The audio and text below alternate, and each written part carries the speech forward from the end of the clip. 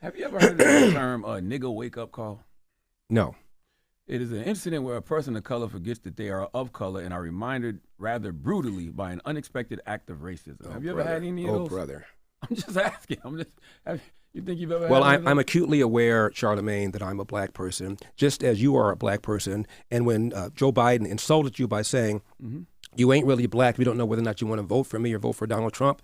Listen, you got to come see us when you come to New York, VP Biden. I will. It's a long way until November. We got more questions. You got more questions, but I tell you, if you have a problem figuring out whether you're for me or Trump, then you ain't black. It don't have nothing to do with Trump. It has to do with the fact I want something for my community. It seems to me that should have been a wake-up call on your part. How dare this guy come in here and insult you, a black man, and tell you you got to think a certain kind of way? I'm amazed that you weren't mad about that. I'm not gonna say it upset me, just like I'm not letting you upset me. You know what I mean? I don't tend to get upset over things like that. But what I did say, well, you just not talk about a nigger wake-up call, and it seemed to me that should have been a wake-up call on your part to have a white guy come in here who also said, by the way, about Mitt Romney, because he didn't want to put more regulations on Wall Street, going to put y'all back in chains. Look at what they value and look at their budget and what they're proposing. Romney wants to he said in the first 100 days, he's going to let the big banks once again write their own rules. Unchain Wall Street.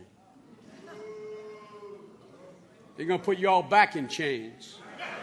And Joe Biden has lied for decades about his civil rights record, claiming that he desegregated movie theaters and restaurants in Wilmington, Delaware, when he didn't do any of that.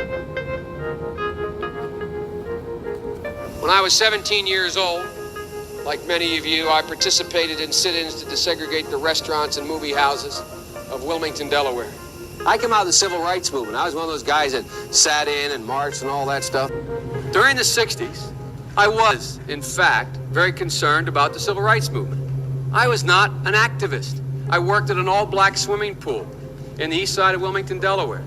I was involved. I was involved in what they were thinking, what they were feeling. I was involved, but I was not out marching. I was not down in Selma. I was not anywhere else. He lied and said that he tried to visit Nelson Mandela during apartheid South Africa. He did not. Afterwards, he asked me to come by my office, and he came by to say thank you, because he heard I had been stopped trying to get to visit him, to see him in prison. And I had said once, I said I got arrested. I wasn't arrested, I got stopped. I had the great honor of meeting him. I had the great honor of being arrested with our UN ambassador on the streets of Soweto trying to get to see him on Robbins Island. I came back from South Africa trying to see Nelson Mandela and getting arrested for trying to see him on Robbins Island. He was in prison. When I said arrested, I meant I was not able to move. Cops, Afrikaners would not let me go with them, made me stay where I was. I guess I wasn't arrested. I was stopped. I was not able to move where I wanted to go. And he came in here and told you aren't even black and let you think a certain kind of way. It seems to me that should have been a nigga wake-up call for you, but it wasn't, apparently. Yeah, I mean, no, for the record, I'm not a Democrat or Republican. I didn't say you were. I think both. I don't know what you are. I never even asked you about your party affiliation. Yeah, I'm just saying, but you are black. Absolutely. And to have a white guy come in here and tell you have to say, think a certain kind of way, otherwise you, quote, ain't black, wow. How should I have replied to him, you think? What I just now said, how dare you insult me and tell me I think as a human being, let alone as a black person? I don't tell you how to think, Joe Biden. How dare you come in here and tell me how I should think? I'm going to vote for Donald Trump if I want to vote for Donald Trump. And if I want to vote for Donald Trump, it does not make me not black. 20% of black people, black men, as I said, voted for Donald Trump in 2020. Are they not black now?